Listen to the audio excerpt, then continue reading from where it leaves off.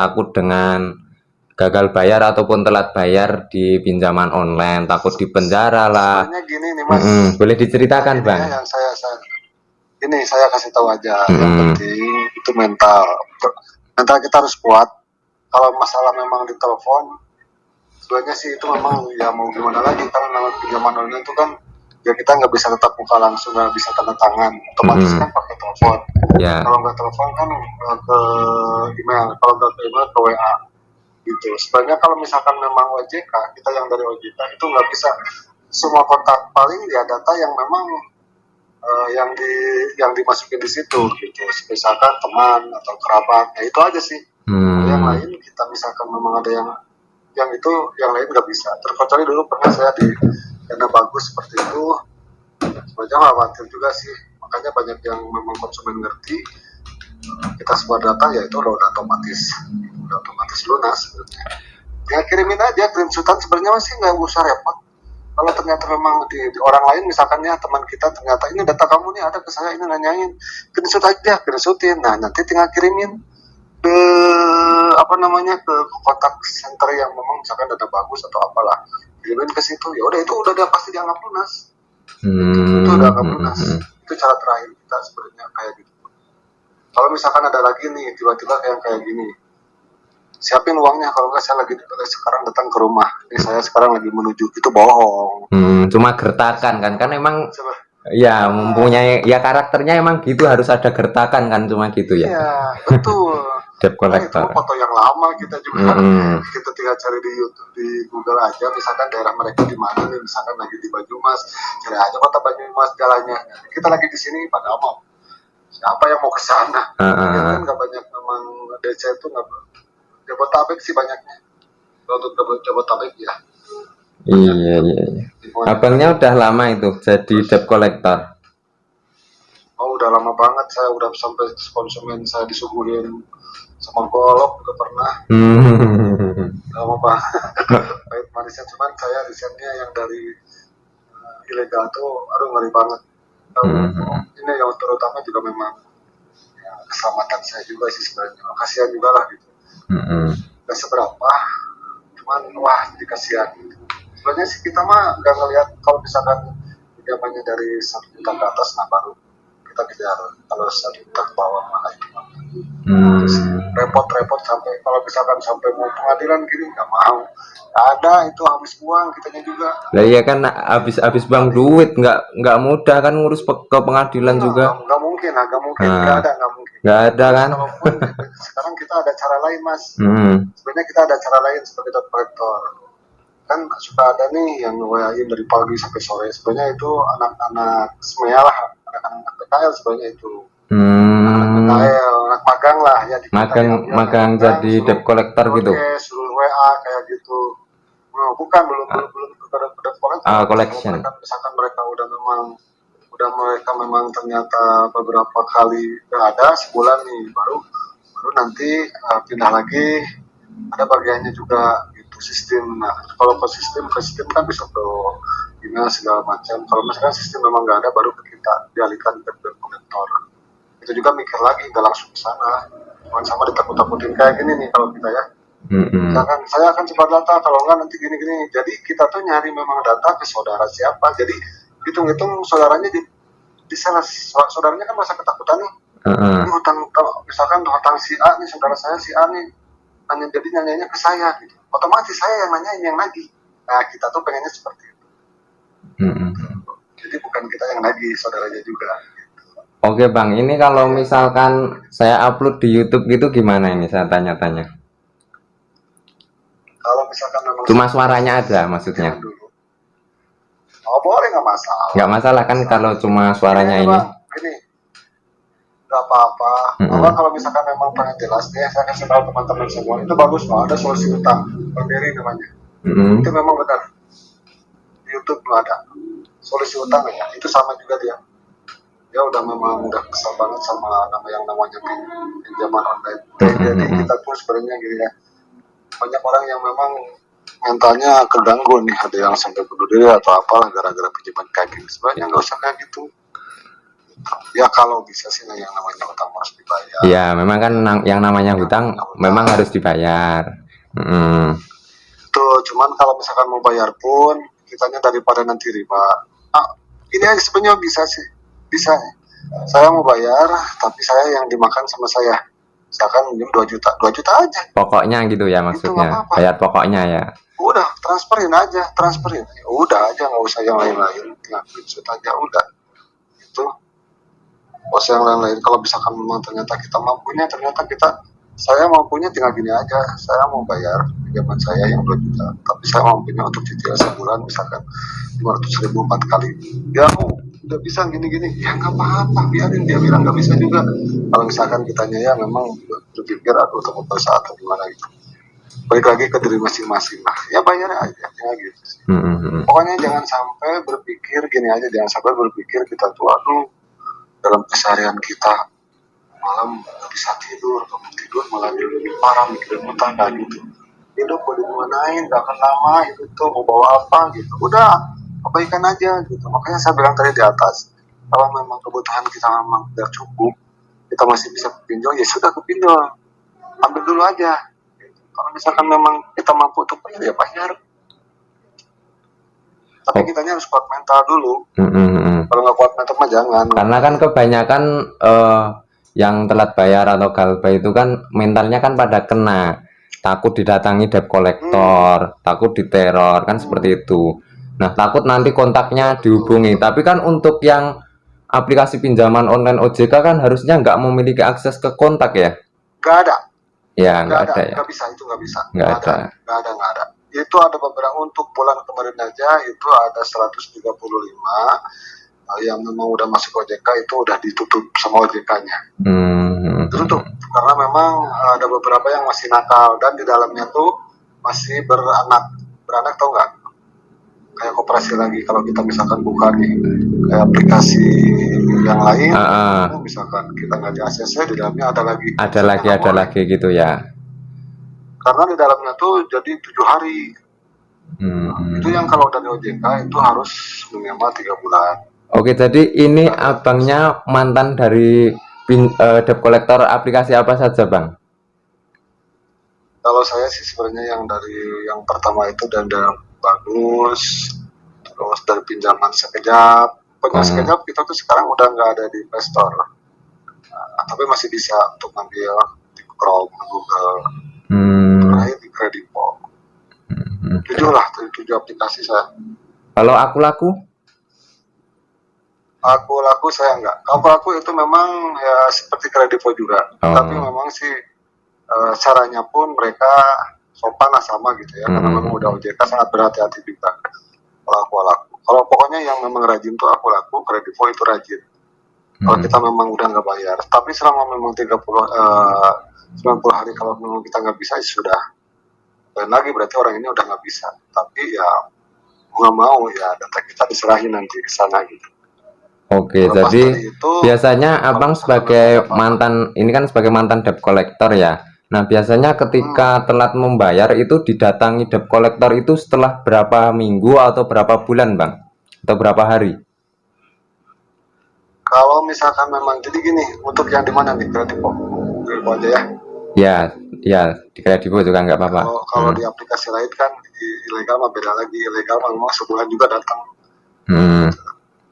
Kalau yang di memang Kredivo itu sebenarnya dari awal pun nanti kan biasa ada telepon, nggak SMS dulu nih, telepon. SMS hanya mengingatkan. Telepon kalau memang sudah nggak bisa dihubungi, misalkan memang ini pakai SMS, bisa langsung juga ke WA. Nah, kalau misalkan setelah itu nanti ada surat ke email, data Anda sudah dialihkan ke lapangan. Itu kita tuh nunggu dulu seminggu. Kita tuh yang WA dulu sama konsumennya. Pak atau Bu, selamat siang, saya dari Kredivo. Gimana nih Pak, Bu? Misalkan ya udah ada uangnya belum? Itu kalau bisa bayarkan sekarang ya Pak. Oh, saya belum bisa. Oh, jadi kapan misalkan? Kalau dia misalkan, oh ya udah saya misalkan minggu depan ya, kita tulis minggu depan nih. Kita tanya lagi, Pak Bu gimana? Udah siap belum? Sekalian nih saya mau ke sana aja pengambilan uangnya. Nah gitu kan, pasti si konsumen pun merasa, aduh mau datang nih ngambil uang gitu kan. Tapi konsumen misalkan, aduh ya saya tapi belum ada juga, aduh gimana ya. Oh kalau gitu Bu gimana ya, saya juga ini memang aduh kerjaan saya juga kalau gini mah nanti gaji saya dipotong, yang mengeluh juga lah kita juga ya kayak gimana. Paling saya nggak mau Bu, saya paling harus ke sana ke Ibu untuk sebagai bukti bahwa saya sudah misalkan ya saya sudah sudah nagih ke Ibu, datang ke rumah Ibu, gimana ya Bu, saya pasti ke sana besok kan gitu. Mau nggak mau kita ke sana.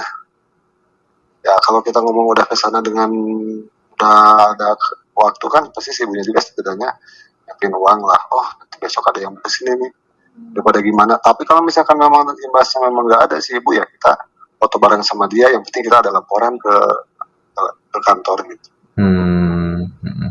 Gitu. Kalau misalkan memang ternyata saya nggak bisa nih ya dalam seminggu, nanti ada teman yang lain lagi coba lagi sama mereka. Ada lagi orang 3 kali ya sudah udah nggak bisa. Gitu ya. Ya. Itu dari mau udah 2 bulan lah, udah 2 bulan lebihan. Mau 3 bulan aja mau 90 harian. Gitu. Terakhir mau ke OJK. Oke, jadi berarti kalau misalkan debt collector datang itu nggak perlu takut ya harusnya. Nggak perlu takut. Nggak usah takut. Sebenarnya gini aja nih, kita pun nggak boleh nanyain sampai ke tetangga misalkan gini, Bu, rumah ini kemana ya Bu? Misalkan, oh lagi nggak ada, Bapak dari mana? Nggak, saya Bu ini dari ini mau konfirmasi aja Bu. Kita nggak boleh mau nagih hutang, nggak boleh. Misalkan si Bapak ini punya hutang Bu, tolong ya Bu bilangin, wah itu udah nggak bisa. Karena kan itu udah menyalahi aturan kan harusnya. Ya nyalahin aturan itu. Iya. Nyalahin aturan. Kalaupun gini aja Mas, yang penting kalaupun misalkan memang ada yang seperti itu, sampai misalkan saya mau lapor nih sama RT, kepala desa, atau nanti ada harta yang di sana saya ambil, kalau ngomong sampai gitu, kirain aja videoin, datang aja ke OJK, udah langsung ditutup, udah lunas hutangnya. Gitu.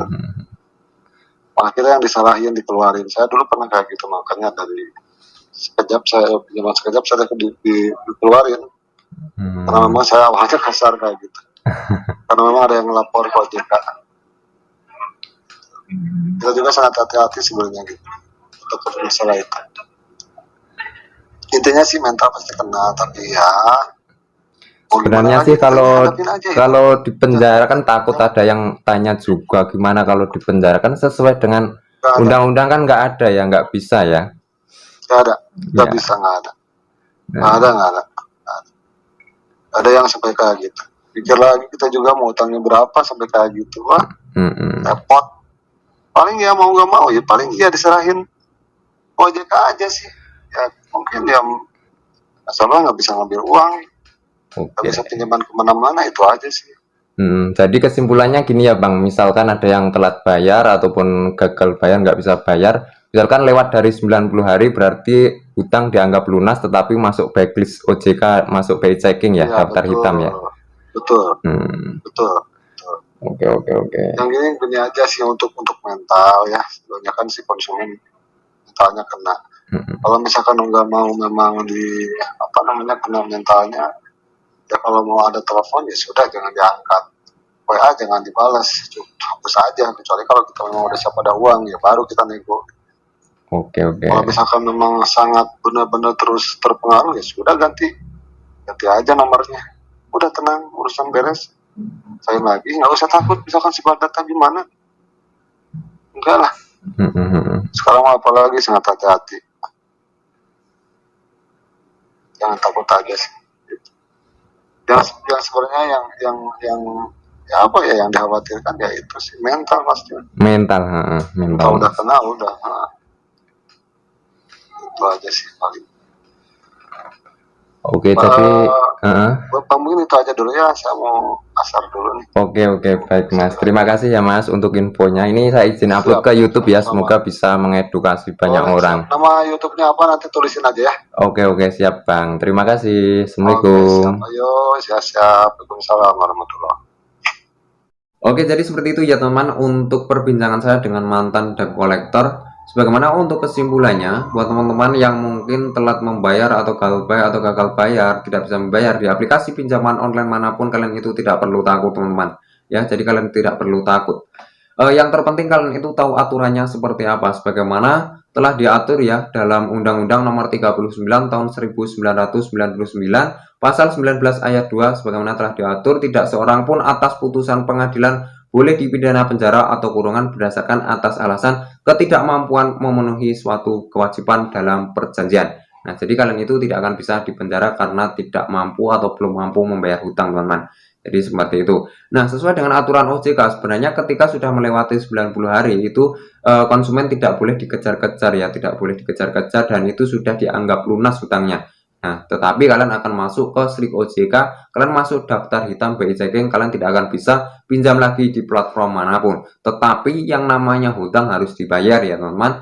Nah, ketika kalian itu ingin membayar, kalian cukup bayar pokoknya saja. Kalian hutang berapa? Nah, kalian lunasi pokoknya saja, nggak perlu bayar bunganya. Kalian bisa negosiasi dengan pihak pinjaman online-nya. Jadi seperti itu. Nah, ketika kalian itu diteror, cara mengatasinya bagaimana? Misalkan dihubungi terus. Nah, cara mengatasinya ketika kalian itu diteror, yang terpenting kalian itu memberikan jawaban ya. Bahasanya ketika nanti sudah ada akan saya bayar, Pak. Jadi kalian nggak perlu memberikan janji-janji ya. Jangan sampai kalian itu memberikan janji-janji.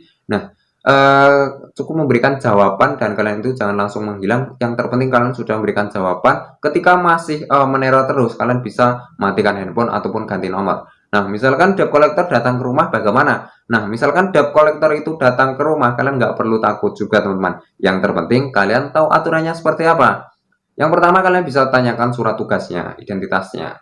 Nah, misalkan debt collector itu menggertak, kalian harus bayar hari itu juga. Nah, kalian nggak perlu memaksa. Misalkan belum ada ya kalian nggak perlu memaksa ya. Jadi kalian itu jangan sampai gali lubang tutup lubang.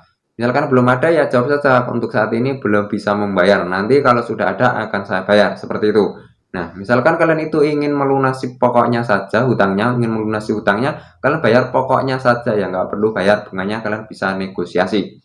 Kemudian misalkan debt kolektornya itu mengancam akan sebar data, itu sudah ada pasalnya juga, teman-teman. Kemudian misalkan akan menyita barang, itu juga sudah ada pasalnya juga. Kemudian misalkan bertindak anarkis, itu juga sudah ada pasalnya juga. Misalkan sampai membawa RT lah, inilah. Nah, itu juga sudah ada pasalnya juga. Semua itu sudah menyalahi aturan, teman-teman. Kalian bisa videokan saja ketika debt collector tersebut sudah menyalahi aturan, tidak bekerja sesuai dengan SOP.